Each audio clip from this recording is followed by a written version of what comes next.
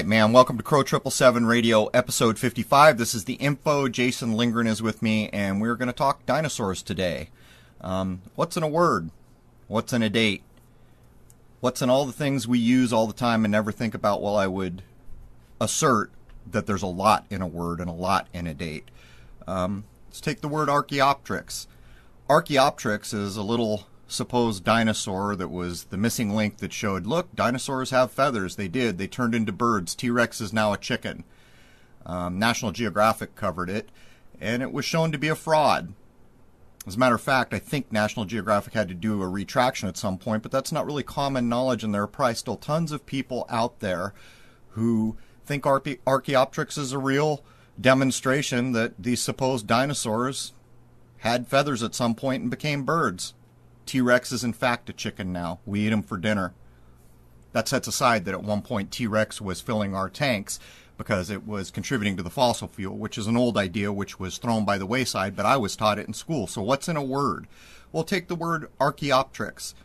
The suffix in that word is trix, and that's what it was. It was a trick, as is the whole idea of dinosaurs.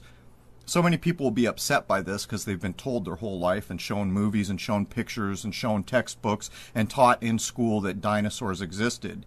Yet, if you take the time to challenge dinosaurs, you will quickly find that they were invented in 1842, in or around 1842, as the Darwin evolution idea was about to come to light, and it was put forward by a knight of the royal court of Britain, who also was the superintendent or some such of the Natural History Museum, so placed well so that he could further the dinosaur nonsense. He also invented dinosaurs years before any bone, tooth, fragment, or any other supposed part of an ancient dinosaur had ever been found. You know, I've covered in episodes how in our culture we teach our kids to believe in fantasy, things like Santa Claus, Easter Bunny. Then they get old enough, they understand they've been lied to. Then they get older, they have kids, and they start the cycle all over again. Dinosaurs is no different, except the problem here is that most people that believe in dinosaurs are adults. I say so often, belief is the enemy of knowing. And people ask me what that means. Well, case in point, dinosaurs. If you think dinosaurs are real, why do you think they're real? Is it because you have chosen to believe in them and never challenged or investigated how we got the notion, the mental image of dinosaurs? And I'm here to tell you, it was invented in the 1800s by people associated with the royal court. It was mixed into the idea of evolution and Darwinism, probably. And you can track it forward to the point where you understand no dinosaur skull has ever been seen by a person who is not invested in the idea of dinosaurs. No complete dinosaur skeleton has ever been discovered. So what it comes down to is, if this show, where I'm flat out stating that dinosaurs never existed, ever, in this world, and that upsets you, it's because you're choosing to believe in it. Because if you examine what we've been handed, you will quickly understand it's a fantasy-based reality. Anyhow, this is a good episode. Let's jump in with Jason for episode 55 on the dinosaur hoax. Cheers. All right, man. Welcome to Crow 777 Radio Podcast. This is episode 55. Jason and I are going to cover a topic that's probably going to make a lot of people's heads spin. But personally, I make no apology. I don't know where Jason stands. So many things in this world. So many things in this world. We can track back to sci-fi writers. We can track back to when they came into existence by date, or at least the date that we are handed to accept these things. And I would ask everyone, what is in a name? What is in a date? What is in an idea? Well, a hell of a lot. Matter of fact, everything. It has been said the devils are in the details, and dinosaurs are no different, man. The devil is in the details. If I was to tell you that dinosaurs never existed, I imagine about 80% of the people, at least listening to me right now, probably just rolled their eyes and went somewhere else. But guess what? Dinosaurs never existed. if you can hold on long enough to hear some of the things we're going to cover, and have an open enough mind to understand that there is a difference between just choosing to believe in a thing and challenging a thing, you will find out very quickly that there is a there. Anyhow, Jason, welcome, man. Hello again, Crow, and this is going to be another very interesting topic, I think. Yeah, man. I mean, what's the old saying? What a wicked web we weave when we practice to deceive. There's almost no portion of our cultural existence and even our scholastic existence that has not been tampered with by people who had a lot of money or a lot of power back in the day, whatever that day may have been. I'm very suspicious of history, but nonetheless, we often run a timeline here because this is the history we're handed. And so often, in so many of these nonsense things that we have all grown up believing in, like Santa Claus, we find these other things like dinosaurs that, I mean, it's programmed into us from the very beginning. Think of the number of like Disney-esque movies and rubber toys and other things that are getting children indoctrinated into the idea of dinosaurs. It's crazy to think about. Even, going further with Jurassic Park and other things, these things are simply made up out of whole cloth. I'm not sure where you stand on it, but we've got quite a list. You put together a great timeline. I did a lot of research, and I've been looking at this idea actually for a long time. So I'll just kick it straight over to you, Jason. Let's jump in before too many people pass out thinking that we're pulling their chain, and let's lay down some facts. All right, so first thing we're going to do is start off with a few definitions so that when we get into the later information, everyone is on the same field here.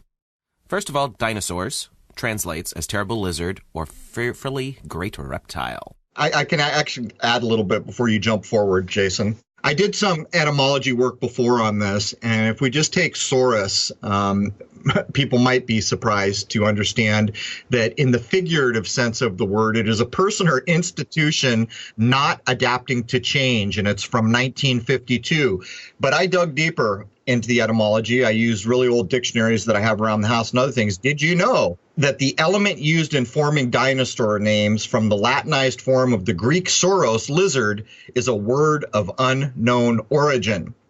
So I decided to quickly do the simple English gematria where it comes out to 101, which is, of course, 11. And I have covered so often in this show, in my view, when we see 11 encoded into a word many times or into an event, we are looking at the beginning of the casting of a spell. But there's even a little bit more before I kick it back to Jason. Apparently, there's only one place in the world you can legally hunt for dinosaurs if you're not someone official, and that is in or around Vernal, Utah, of all places. And that's interesting to me. So often I cover the equinoxes and the solstices. The word vernal, which I didn't have to look up because I've done etymology and actually gone a lot further than etymology on that word so many times. The word vernal means spring. It relates directly to the spring equinox, so we're actually talking about the sun supposedly coming across the equator at the spring equinox. That's the globist, kind of definition of that word. But just to put it into context, whenever we see anything that relates to equinoxes and solstices, we're looking at something encoding the sun. We should take a closer look at the place. This place in Utah actually issues licenses, and there's a catch. You are licensed to do the following. These are the only 4 types of dinosaurs you're allowed to hunt in vernal equinox. A Tyrannosaurus rex, but you can only go for 1 adult male. I'm not kidding. The next one is a Diplodocus gigantus, and you can hunt 1 only of either sex, and it cannot weigh less than 5,000 pounds live weight. And I'm not even making this up, guys. The third one is a Stegosaurus. You can only get 2 of those, males of any size. The last one is a pterodactyl, or a pterodactyli, I guess as it's written. I don't know if there's a difference or a distinction. Of those, you can only take 4, but you can't take their young. And lastly, before I kick it back to Jason, would you be interested to understand, because a long, long time ago when I got going on this, I was reading that there was no dinosaur skull in existence that had ever been displayed anywhere. And this appears to be true. Well, I know it's true because I know dinosaurs don't exist. But apparently, there have been no people as independent researchers or not associated with people who have a vested interest in the dinosaur idea have ever been allowed to examine a real dinosaur skull. So before I get too much further into this, I'm going to kick it back over to Jason, and we're going to do some groundwork to tie this to the petroleum industry. Go ahead, Jason. And everything you just threw out there is just wow to begin with, you know? Yeah, I mean, the devil is truly in the details. When you begin to actually stop just saying, I accept the stuff I've been told my whole life, and, you know, set aside the dinosaurs you played with as a kid and the movies you've seen ad nauseum and challenge it, you come up pretty quickly understanding that there's shenanigans afoot, man. Absolutely. And there's a few more definitions I want everyone to be familiar with before we take the terrible lizards through terrible history. So, abiotic oil. This is the theory that petroleum, coal, and natural gas are formed naturally under certain conditions in the Earth's crust and would essentially act as a lubricant for tectonic plates that make up the understructure of the continents. There are variations on the theory of how it is actually produced and where it may have come from, but the overall idea is that it's natural and not produced from the decomposition of organisms. This has been proven as the likeliest source of petroleum, as there have been old wells that have been tapped dry, years later opening them back up, and boom, there's oil in it again. And this is all comes from Russian scientists many decades ago, and it just kind of proliferated out into the scientific community. As I began to look in the abiotic oil idea, there were a lot of mainstream scientists trying to call this fraud. I mean, there was a lot of effort spent to call it fraud. But anyhow, go ahead, get right into fossil fuel. And there's no getting away from it, man. It is named fossil fuel. What does that bring to mind? Hint, hint. Go ahead. That's the notion that all petroleum, coal, and natural gas deposits are formed by natural processes such as anaerobic decomposition of buried dead organisms, containing energy originating from ancient photosynthesis. The age of the deceased organisms being used in this process would be in the millions of years old. This theory works very well for the oil industry as a whole because it keeps the notion of limited availability as a perpetual concept, and this notion is called peak oil. And this is something they've been scaring us with for decades, and I want to give a personal story here. When I was in third grade, which would have been in the early 80s, they showed us a film. And why they're showing kids this, I don't know. But it was showing just how much of coal, gas, and oil in general was left in the world. And it was like some ridiculous amount. Like I remember at the time thinking, "Oh my goodness, when I'm an adult, it's going to be running out." And it was totally programming us to be scared of this concept. It was, I mean, let's just be blunt here. It was complete and utter bullshit. They were programming us, and I wasn't in the advanced programs as well. So you can see that there's dirty pool afoot right from the get-go. Yeah, there's no doubt. And, you know, before I get into this, because I'm old enough to remember the 70s and this notion of peak oil or always having the scarcity. This is done with so many products where you're convinced there's a scarcity, and it allows the market to do many things with that product. But I'll give a shout out to the Jungle Surfer. I don't follow a lot of people on YouTube. As a matter of fact, I don't use a lot of social media or anything else online, to be honest. But he's one of the earliest guys I know that began to challenge the dinosaur idea. I'm sure there's others out there. I'm just not aware of them. And he's also, having gone through the dino idea, he's now beginning to challenge the idea of how gas is made. And I think this is a critical thing that really needs to be done. I mean, I can remember cartoons in school that were teaching cartoons where they're literally showing images of dinosaurs and other things that are supposedly becoming oil. But in 1973, for those of us that are old enough to remember, there was a gas crisis. At the time, I was driving across the country with my family to come to Rhode Island from San Diego. The lines were insane, blocks long often. We were told the Arab petroleum exporting countries had proclaimed an oil embargo because of the United States support of Israel during the Yom Kippur War. Yom Kippur, of course, falls near, I believe, the fall equinox. I hope I've got that right. But anyhow, as we came across, it got to the point where we weren't sure we were going to be able to make it because they had the last digit on your license plate was either odd or even, and that would dictate what days you could get gas. Well, this whole thing relapsed again in 1979. They went back at it, causing an oil problem for the United States. And at that time, the Iranian Revolution was cited. These are total manipulations of the market. And the reason we're getting into the gas idea at all, Jason and I, is because there's no separating the dinosaur idea from the oil and gas idea. And if in fact you're a person who can investigate and come to the conclusion that dinosaurs are a hoax, the next thing down the line for you is we got to take a look at gas and oil and how that's produced and where it comes from. Anyhow, back to you, Jason. All right, so getting into the history of the dinosaur phenomenon, before even a tooth or toenail was found and presented to the scientific community, the word Dinosauria was coined by Sir Richard Owen of the Royal Society in 1842. So let's just take that apart right there. Somebody who is knighted by the aristocracy. Okay, let's do it. There he is, man. Sir Richard Owen. We've done this before. When you get a sir before your name, it basically means you're a servant. But you're not a servant to just any old place or person. You are a servant to the royal house that knighted you. So here we have Richard Owen. Well, let me come at this a different way. Basically, dinosaurs were invented in 1842. There it is. That's going to be a shock for a lot of people to hear. But here we have this knighted man of the Royal Society coming up with a word to describe dinosaurs as we know them today without a shred of evidence of any kind that they ever existed. Back over to you, Jason. So Sir Richard Owen was the superintendent of the British Museum Natural History Department when he put forth the notion of Dinosauria. As of this point, nothing whatsoever had been found. It was completely 100% pure conjecture in theory. This was during the time when theories on evolution and natural selection were taking hold and the mechanics of which were being hotly debated in the scientific community. The Darwin book that everyone knows on the origin of species doesn't come out until 1859. So there were a lot of theories still floating around, and somehow Sir Richard Owen got the notion of these giant lizards even though they weren't even trying to tie anything together yet.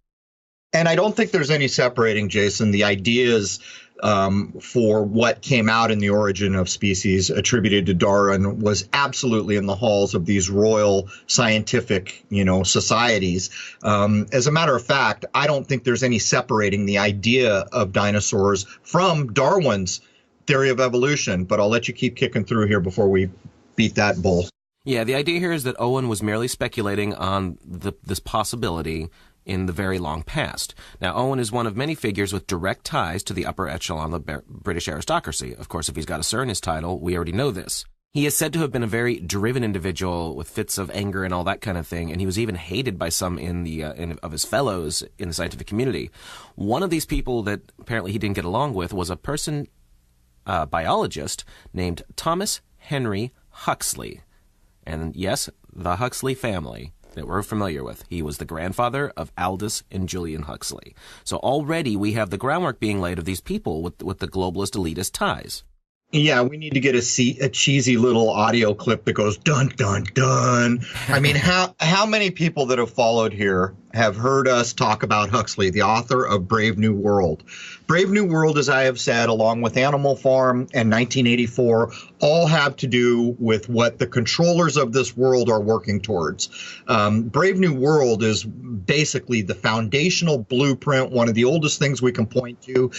There's even relations to the Tavistock Institute with all this, but to make this point even a little more narrow, Aldous Huxley, the writer of Brave New World, who is hovering around this, new dinosaur idea, was a member of the Royal Society of Literature. I cannot tell you how many sci-fi writers we have attributed modern nonsense that we all believe in as the creators of these modern nonsenses. So to put it in a nutshell before we move on, basically the idea of dinosaurs was invented in 1842. And well, I won't go there because I know it's in a different bullet point, Jason, so I'll wait before we go about the other societies that may have preceded 1842. But again, there's no separating it from the idea of Darwin, which I don't accept for a second.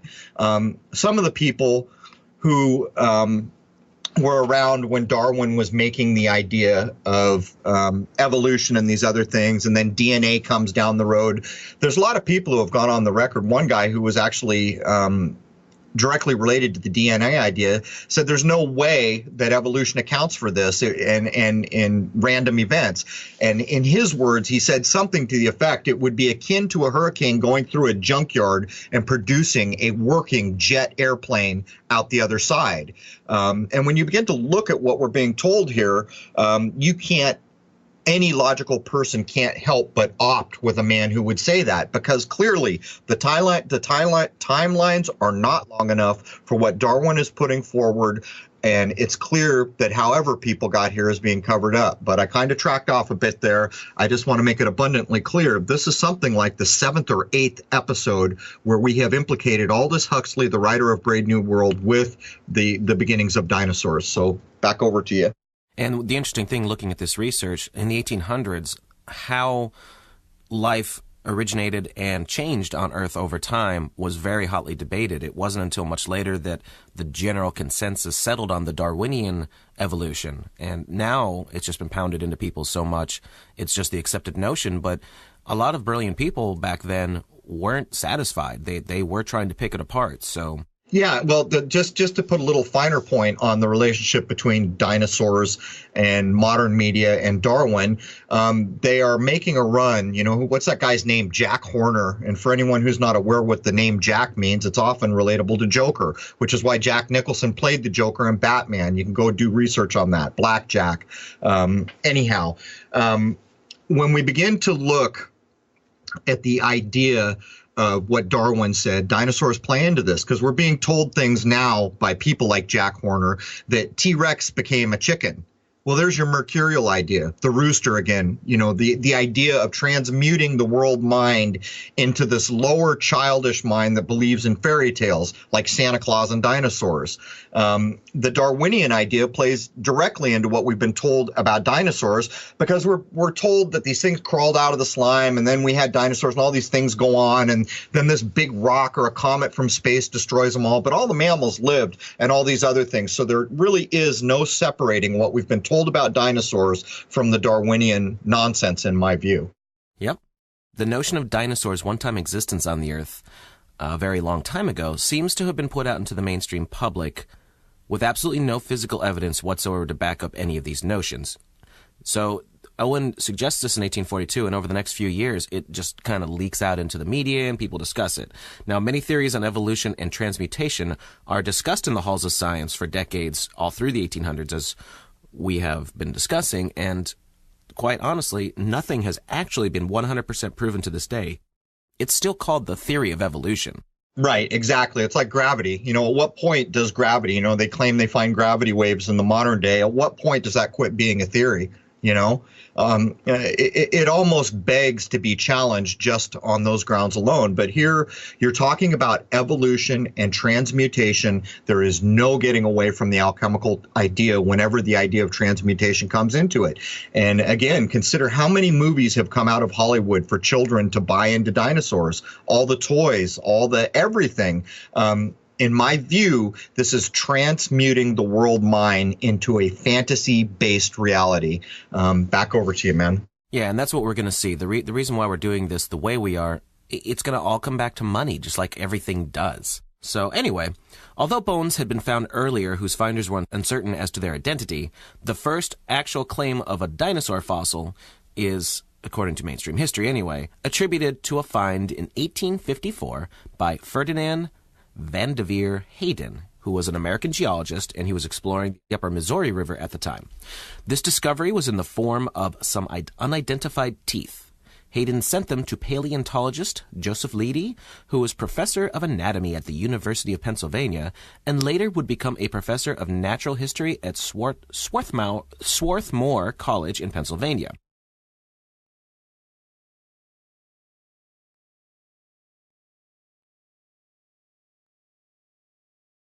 Leidy would later go on to get numerous dinosaur fossils from Hayden, nearly all of which are said to be housed at the Smithsonian Institution in Washington, D.C. Now, my first problem with any of this, right off the bat, is how can you even mentally reconstruct an entire creature just based off some teeth? Like, that just seems to be nice, a far stretch of the imagination. Right. And if I remember correctly, the person who's in charge of the Smithsonian is the Vice President of the United States. You can see the complicity. But one thing that jumped out at me right away was we find our first dinosaur fossil in 1854, which of course broken down into basic numerology encodes 666 coming back to 18. 18 is often used to encode 666. There's no getting away from the things you're pointing out here and the complicity of universities, which we have covered, in our music shows, what went on in the 60s and the 50s, the LSD period, all these things showing the complicity of universities, particularly the Cal State system in California, who has everything to do with Big Bang and that storyline, and NASA. But it has been claimed that many of the fossils that were put together early on came from many types of bones. Now, these things are nearly impossible to go back and substantiate in any way, but there was a recent, well, maybe a year ago or 2 years ago or something like that, I was reading, and there was a claim being made that they'd found, I think it was either an Allosaurus or a T-Rex skeleton, the most complete ever found to date or something like this. You hear that a lot. And by the way, they've never found a complete dinosaur skeleton ever. They were making the claim that the bones were so radioactive, they had to be painted with lead paint. Anyone can go to a search engine and look this up. I'm not making this stuff up. And it was playing into the idea on a few levels. It's the fear porn of radiation. And we've already shown that nuclear weapons and nukes, as they've been explained, are a complete nonsense. So the idea that there are radioactive bones is complete nonsense. But it further gives them excuses to lock bones away and to make casts of them and to make replicas of them, which, by the way, any museum you walk into in the world, those are not real dinosaur bones that you're seeing there. They're replicas. There are no real dinosaurs on display. Anyhow, I'm kind of rambling, Jason. Back over to you. There's some extreme suspicion that in general, no ancient tribes, cultures, or anything whatsoever all over the world have ever mentioned anything ever relating to dinosaurs. Now, I'm sure a lot of people are going to scream and yell that, yeah, they have, but nothing solid. There's no solid evidence that, and I looked, there are people finding bones and things that they didn't identify, but there's nothing that actually relates to this whole specific giant lizard thing. It wasn't until after the initial announcement in the mid-1800s that dinosaur fossils were all of a sudden being found all over the world, and frequently, and this is really weird in and of itself, there'd be large deposits in one single location. And a lot of these locations are places that humans would have tromped all over for years and years and years. So the whole thing just seems really bizarre right there. Very questionable. Yeah, as I went to go back and verify some of this and look at it, what I found was there were later narratives added in to try to back up this nonsense. One of them was that the ancient Greeks were finding dinosaur bones, and that's how they got the idea of Cyclops and other nonsense like this, which is complete mythical hearsay that can never be substantiated in any way. But then there were a whole group of people in some chat rooms trying to make the claim that, of course, this is where the idea of dragons came from. And again, dragons never existed in this world. So you're using a myth to try to substantiate a myth, and it's all hearsay anyhow, because there's no documentation that this was ever true. It's just people in the modern internet trying to bolster ideas, as far as I can tell. I would also suggest that perhaps it's the other way around, that dragons gave them the idea for dinosaurs. Yeah, I wouldn't be surprised. I mean, early on, you see these guys, and it's funny, too, as you see the first supposed kind of dino skeletons being put together, it's later claimed that not only were the bones from every which place and not from the same species of dinosaur, they were put together wrong, and the idea of what a dinosaur even is supposed to be begins to morph over time. It's the same old song and dance that we cover so often here.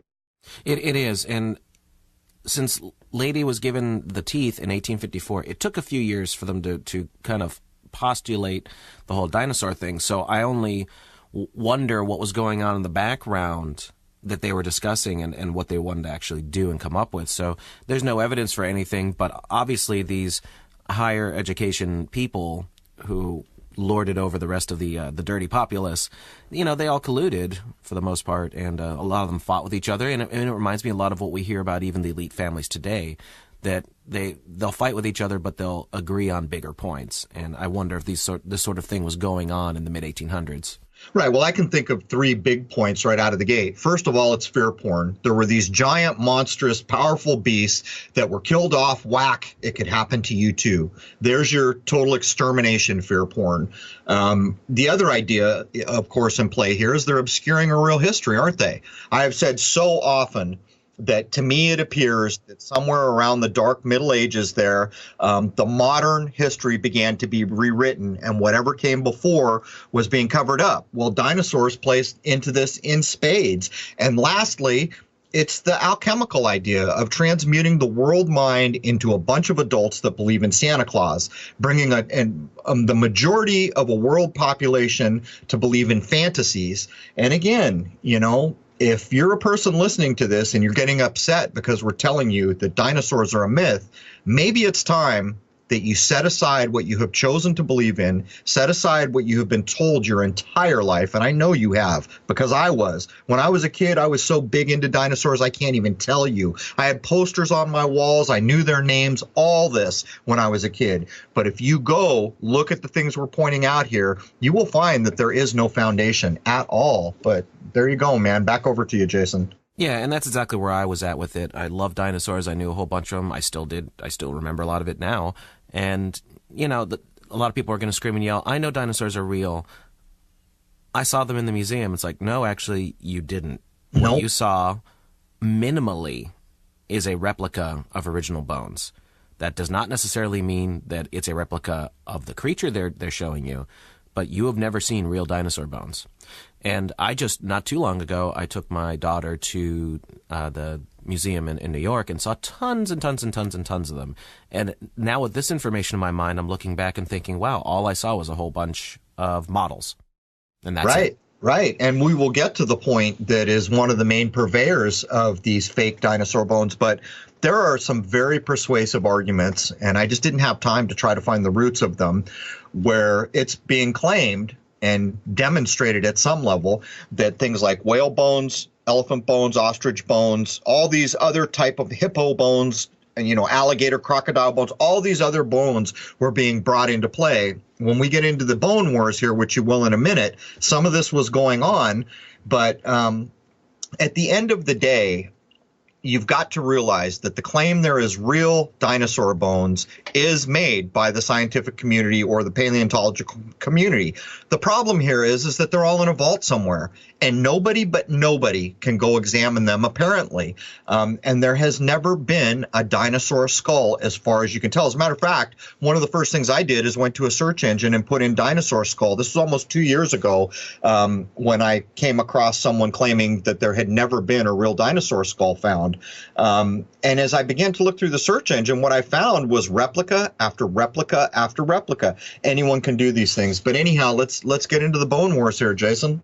Yep, the Bone Wars, also known as the Great Dinosaur Rush. This refers to a period of intense fossil speculation and discovery, I'll put that in quotes, during what Mark Twain sarcastically called the Gilded Age in America, this being from approximately 1877 to 1892. And there are two key players that were very prominent and in lots of newspapers, and there was tons and tons and tons of stuff about these guys at the time. Number one would be Edward Drinker Cope. He was an American paleontologist and comparative anatomist. He was born to a wealthy Quaker family in Philadelphia, Pennsylvania, and he is said to have been a child prodigy very interested in science. He wrote his first scientific paper at the age of 19 and went on to do his own kind of research involving lots of travel with very little official scientific training. Using his influence he is said to have had in Washington, in the 1870s, Cope was able to procure a non-paid position on the U.S. Geological Survey under none other than the previously mentioned Ferdinand Vanderveer Hayden. So you see ties to the same people already. Right. And again, the things that jump out. First of all, this guy's rich. He's taken these positions. He's not even getting paid. Secondarily, I looked up his supposed biography. If this is even a real person, I couldn't tell you. And there's the first things it tells you is he had no training. But here's where we really starting to get into some tells in the history we're being handed that we're supposed to accept. First of all, during the American Civil War, and by the way, just to be clear, I have real problems with the idea of the American Civil War, but if we're to take history at face value, the history on this man, the biography we're being told, is that this dude during the American Civil War took off and traveled through Europe from 1863 through 1864, taking the opportunity to visit the most esteemed museums and societies at the time. It gets better. Upon returning to Philadelphia in 1864, the Cope family made every effort to secure Edward a teaching post. Listen to how that's worded. Let me reword it for you. The rich Cope family used their influence and richness to get Edward a teaching post as the professor of zoology at Haverford College. Here's a man with no training, and yet now he's a professor of zoology, and he's also in a position to push the dinosaur hoax. So there it is, man. Back to you, Jason. And the other person involved with this is Othniel Charles Marsh. He was an American paleontologist born into a very average family and was only able to receive a higher education from Yale College due to a wealthy uncle named George Peabody. After graduating, Marsh also did a lot of traveling to conduct his research. He was considered one of the preeminent scientists in his field at the time. He is said to have discovered and described dozens of new species and proposed new theories on the origins of birds. Well, here we go again, man. He was the nephew of a very wealthy banker and philanthropist named George Peabody. Go look him up, folks, if you want to know something about Peabody. He's a banker. He's the same people who are behind almost everything we cover, the people who had obscene wealth. But what jumps out at me about this guy is he ends up having to do so much with birds, and we have fraudsters like Jack Horner around today trying to convince people that T-Rex turned into a rooster. I'm not even kidding. T-Rex is now a chicken, guys. And we have all these fraud fossils coming out of China, which are supposed to show the first dinosaur that's no longer totally a lizard. Now it's got feathers. They've all been shown to be fraud. As a matter of fact, it looks like this idea has been nearly shot down, although there are people still out there trying to push the idea of evolution of dinosaur into birds. It's wholesale nonsense, but here we have a guy who ends up having so much to do with theories on the origin of birds and basically becoming an expert at birds and their history. Go ahead, Jason. So what I'm taking away from that is T-Rexes tasted like chicken? Exactly. We know they did. These cavemen that never existed had fires in their caves, and they were roasting T-Rex because clearly they lived together, and it tastes exactly like chicken. They probably invented shake and bake. I'm sure of it. Yeah. All right. The two rivals are said to have used underhanded methods to try to outdo the other, with accusations of bribery, theft, and the destruction of bones being cited. Both of them used their wealth and influence to finance expeditions and to obtain services in dinosaur bones from fossil hunters. Their search is said to have led them to rich bone deposits in the states of Colorado, Nebraska, and Wyoming. It is said that by the end of the Bone Wars, both men had exhausted their financial resources in the pursuit of paleontological predominance.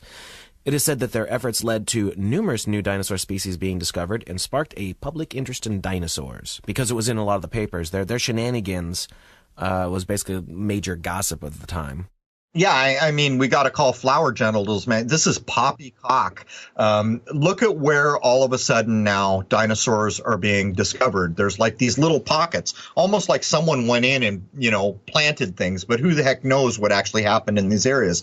This goes on and on and on. But the main point that we're going to get to here in a minute is that the only people who seem to ever discover dinosaurs that matter are people that are inside the paleontological community with a vested interest in the dinosaur idea.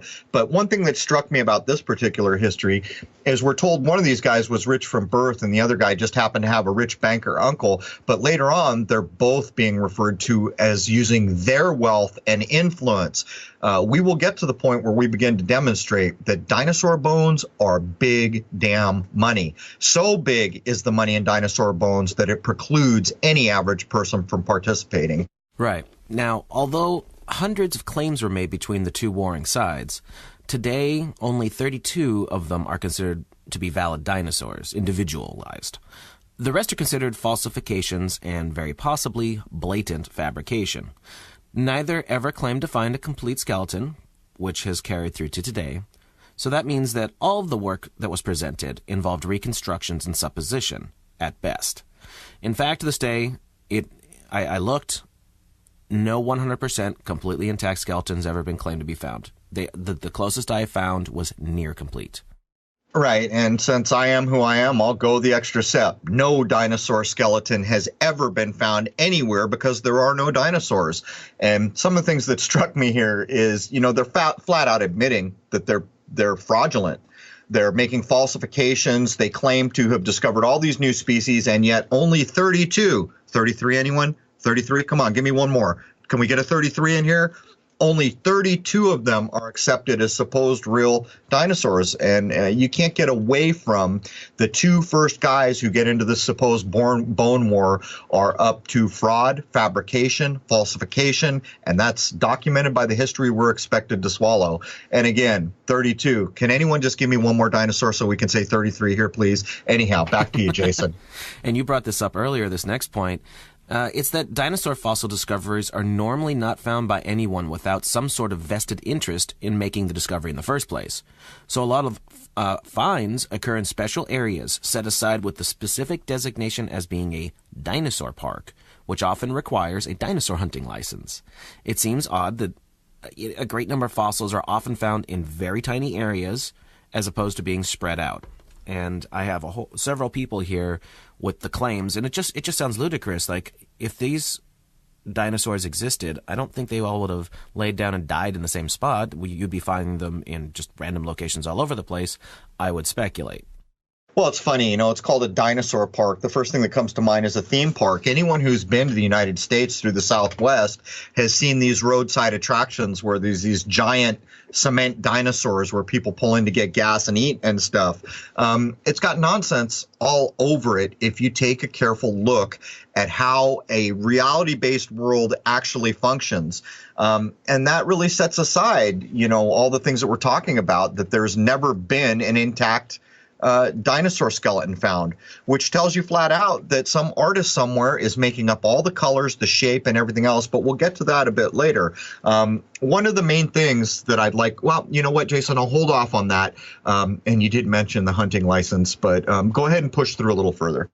Okay, so here's several points of people making discoveries. In one of the largest dinosaur excavation sites called the Ruth Mason Quarry, over 2,000 fossils were allegedly discovered. Casts and original skeletons assembled from these bones are currently on display in over 60 different museums all over the world. Next, we have Florentino Amagino, who is head of paleontology at the La Plata Museum, is responsible for 6,000 fossil species supposedly discovered throughout his career, and all of them came from Argentina. Next up, we have dinosaur hunter Earl Douglas, who sent 350 tons of excavated dinosaur bones to the Carnegie Museum of Natural History throughout his career, all coming from the Dinosaur National Monument in Utah. And anybody familiar with the name Carnegie? I think we have something to say about those kinds of people. Yeah, there's no getting away from it. Every time we begin to dig in any of these big foundational, cultural, scientific ideas, we find Rockefellers, we find Rothschilds, we find Carnegies. What's basically going on here is people with a lot of money are driving what the world believes. It has nothing to do with what a scientist would want to discover and get into a textbook somewhere. The things that we end up believing in are almost wholly driven by these early people, apparently around the 1800s, maybe 1700s, that we can identify with any that we can buy into to any degree, are the actual people who have set the course on so many of these things, from the idea of nuclear weapons, from the idea of satellites, both of those coming from sci-fi writers, all backed or all related to the banksters. And here we find the banksters owning museums where these fake skeletons are being displayed, or funding the actual going out to get these ideas put together in one way, shape, or form or another. But anyhow, back over to you. Next, we have, during an expedition to Patagonia, Dr. Louis Chiop and Dr. Lowell Dingus supposedly discovered thousands of dinosaur eggs at a site of only a few hundred square yards. Many experts have mentioned how such finds of huge quantities of fossils in one area by just a few highly invested individuals goes against the laws of natural probability and really lends credence to the likelihood of forgeries or concentrated planting efforts, or maybe they're just plain bullshitting. Well, let's take this nonsense apart. Okay, everybody listening, if I go up to my refrigerator and I get a dozen fresh chicken eggs and I go out to the desert and I bury them in a very dry place, what's going to happen to those eggs? They're all going to rot, right? How in the hell could you possibly ever have an egg fossilized in the way that we're told that things get fossilized? It's not possible. The inside of that thing would rot out.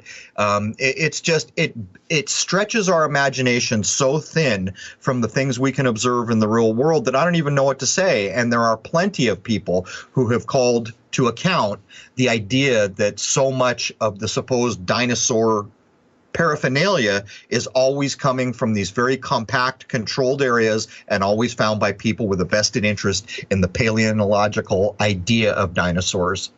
Haddonfield, New Jersey, the skeleton of Hadrosaurus folci was put on display at the Academy of Natural Sciences, which was at that point located at Broad and Sampson Streets in Philadelphia. No skull was ever discovered, and no original bones were ever put out on any public exhibits. The display was said to have originally intended to help get public interest up in the natural sciences. It turns out that it was an overwhelming success, so much so that the museum began charging a fee and making a very good profit. The descriptions are that the museum was being overwhelmed to the point that they started a fundraiser to build a bigger museum. So within the next few years, multiple copies of this skeleton would be made and shown in other museums around the world. Now, this sets up the stage for numerous huge profit-making museums to spring up over the years that we see everywhere today, with dinosaur skeletons being a huge industry of its own. And that is exactly what we see. And so there it is, man. These basically genius people who make up so much of the nonsense of this world set out to do at least the three things I outlined earlier, and now they have it into a business model where it's actually going to drive itself because now it makes money, which means every museum everywhere has a vested interest in getting a dino skeleton in their museum because that equates to tickets at the door. Here it is, man. And again, none of these are dinosaur bones. They're all replicas. They're all fiberglass. They're all plastine of some sort. It begs the scrutiny of every listener to begin to concentrate on what we're pointing out here, man. Go ahead, man. Now, I looked at a lot of stuff. It's never discussed by any museum that any of the skeletons that you're paying to see, none of them anywhere are real bones. None of them. They're all recreations based upon assumption. Because, and I'm going to reiterate this, no fully complete dinosaur skeleton has ever been found. All museum displays are recreations only, with the original specimens, whatever they may have actually been, kept locked away from the public view because people have tried to get in to see them and they're told no. So let's take this apart for a minute. That means every movie you have ever seen that displays a dinosaur, every National Geographic, every picture, every sketch, every illustration, every piece of artwork you have ever seen in your life depicting a dinosaur, the colors were made up by an artist. The shape, with all the skin and supposed muscle and how it stood, was all made up by an artist. Not only that, there's no skulls. So every dino skull that you've ever seen, apparently, is made up again by an artist's rendering. It's fantasy. By definition, it is fantasy. I don't know what else to say about it, man. There it is. And that directly reminds me to, the whole NASA artist rendition stuff, It's just, exactly. Let's just keep this whole notion going, I was going to echo off the NASA idea, but it's like they have a playbook. We see the same thing over and over and over where people are just suckered into pretty pictures, pretty video, and, assuming that they're being told the truth, and I'm here to tell you, we live in an age where the time to assume you're being told the truth is gone. It's a bit like going to buy a car, having the person sell you the car, tell you it's the best car ever, you accepting his word for it, giving him a few $1,000 and drive away to find out he didn't tell you the truth. That's what's going on here. But anyhow, sorry for stepping on you. Well, the picture thing, I mean, what's the old saying? A picture's worth 1,000 words, right? So even if they're showing you an artist rendition, it's still going to have a much greater effect on the mind than just reading a piece of text. So we can see why they do this over and over again. Right, but I mean, it has kind of an insidious effect on the human mind, because like the other day they were playing the first Jurassic Park. And when they first show the dinosaurs, there's like, I don't know what dinosaur it is. It looks like a brontosaurus, but I'm sure it's something else if I remember correctly. The sheer size of something like that, I think they even pumped up the sizes a bit for the movies if I remember back. But logically take apart, is it possible for an animal of that size to get enough nutrients into its body to exist? You're being told they're cold-blooded, and then at some time they're trying to switch it over to, oh, they're warm-blooded. But my point is, look at a cow. A cow is, a cow is like a church mouse compared to these dinosaurs, and a cow needs 4 stomachs and has to eat basically all day to get enough nutrients in. And not only that, how in the hell would the rib cage keep the stomach from basically falling out of the bottom of its body? How would those leg bones stand up to those pressures? I mentioned earlier there were engineers that have gone at this and said there's no way in hell that the bones would just crumble under the weight of what we're being presented with. But anyhow, I kind of feel like I tracked you off a bit there, Jason. That's all right. The next thing I want to throw out here, though, and for everyone really to consider, are just some cold, hard numbers. It is admitted, and I double-checked these numbers, that only 2,100 dinosaur skeletons have been found today, what's called dinosaur skeletons anyway. There are only 15 Tyrannosaurus rex skeletons, and none of them are complete. There also have never been any evidence of any dinosaurs ever having feathers. That was a newer concept, even though scientists compare them to birds on a regular basis. And I think that was just the next attempt to kind of tack evolution together with more BS. That on its own really begins to show, you have people like Jack Horner, the one of the main faces of Dinosaurs Are Real that Americans see on TV, Joker Horner, I guess we should call him. And he's really pushing this idea that, these vicious dinosaurs became chickens, basically tying the alchemical idea of mercury into it. When you begin to, and I wanted to mention, only 2,100 admitted skeletons. Well, that encodes blackjack, 21. When we begin to look at the fact that there are no skulls, that there are no complete skeletons, and that no independent party ever gets to examine what's called a real dinosaur bone, name another industry in this world where that would fly. It's a bit like comparing the Catholic Church to Walmart. We're told the Catholic Church has all these problems with priests messing with kids, a pedophilia problem, and yet they've gone on and on and on and on. So it tells you something about the power of the Vatican. If Walmart had these things occur, would Walmart still be in business, or would the public outcry have shut down Walmart long ago if on aisle 6 there was a little boy being buggered, so many times a year? You can compare and contrast a reality-based existence, and what we find is these organizations do not fit the mold. Anyhow, that was a labored point. Go ahead, Jason. No, but everything you just said is just so dead-on accurate. So, dinosaur bones sell for a lot of money. Keeping this imagery alive and kicking is an industry all to itself, with a self-sustaining group of enthusiasts entering into the field of study and promotion every year. And lots of different factors have contributed and continue to contribute to the meme.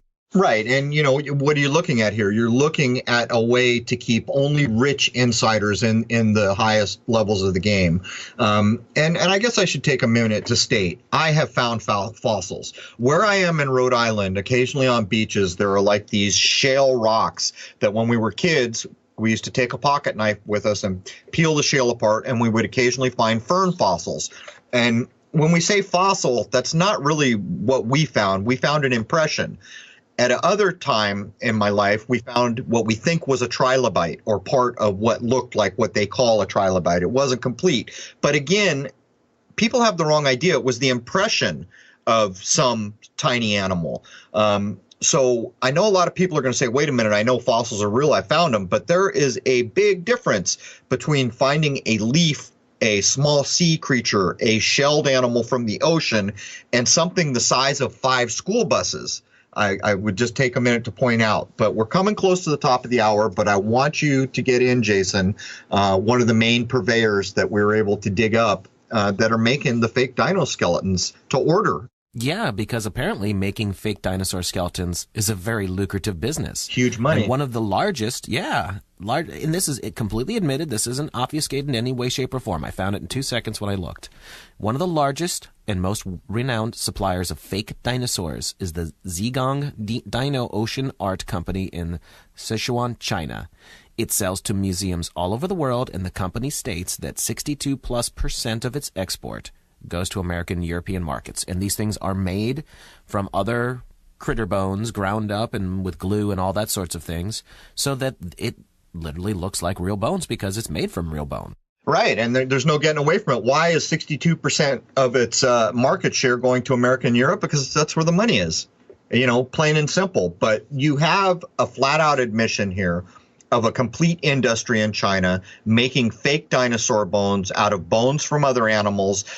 You can begin to draw your little lines from 1 to 2 to 3 to 4 to 5 to 6. But before we break for the top of the hour, I don't know how many years it was ago when they started to push the idea that some of the best dinosaur hunting now was in the Gobi Desert.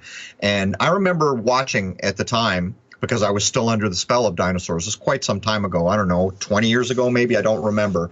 And they show these expeditions going to places where no average human is ever going to be able to get to. They're showing them with these Range Rovers and all these other supplies and, air backup and all these things to get out, supposed in the Gobi Desert, a place where hardly anyone could ever go if they wanted to. And they're finding all these amazing dinosaurs. And this is, of course, China doing this. And this was around the time, I believe, I don't know if I've got the timeline right, when this, do you remember the name of the little feathered dinosaur, Archaeopteryx? Was that Archaeopteryx. It? Yeah. This was the supposed time when Jack Horner's wet dream was about to become true, because China was producing the first feathered dinosaur that flew, which was shown to be wholesale fraud. Anyhow, Jason, we are at the top of the hour. Is there anything you'd like to add before we take the break? Well, hour 2, we're going to get into just the insanity of what John D. Rockefeller managed to pull off in the 1800s and why having dinosaurs being in the public mindset works massively to big oil's advantage in a very, very large way. And that concept is still in the public image today. So join us there, and we're going to break this down and show you just how much chicanery was going on all the way back to the 1800s. Right, and as a spoiler for the second hour, I invite everyone out there who's listened to this all the way to the end and didn't walk away rolling your eyes, and is an open-minded person who may go challenge whether or not dinosaurs are real, go look up a now defunct gas brand called Sinclair. Go look up the logo for Sinclair oil or Sinclair gas, and you will understand why we are going to push more heavily into tying dinosaurs into the people who basically owned all oil through the Standard Oil Company, basically John D. Rockefeller. But again, in the second hour, 1911 is going to come up over and over and over again. And 1911, let me count the ways. 9/11, it's everywhere in the chicanery that we expose. But anyhow, that brings us to the top of the first hour of Crow 777 Radio Podcast, episode 54, Taking Apart the Illusion that Dinosaurs Ever Existed. We hope to see you for part 2 over at crow777radio.com. It is available there for members, and it's a heck of a show, man. And these are paradigm-shifting shows. If you will take the time to challenge what we are saying, to poke holes in what you have been told, you will walk away an adult that has shed some fantasy. Anyway, there it is, man. Cheers.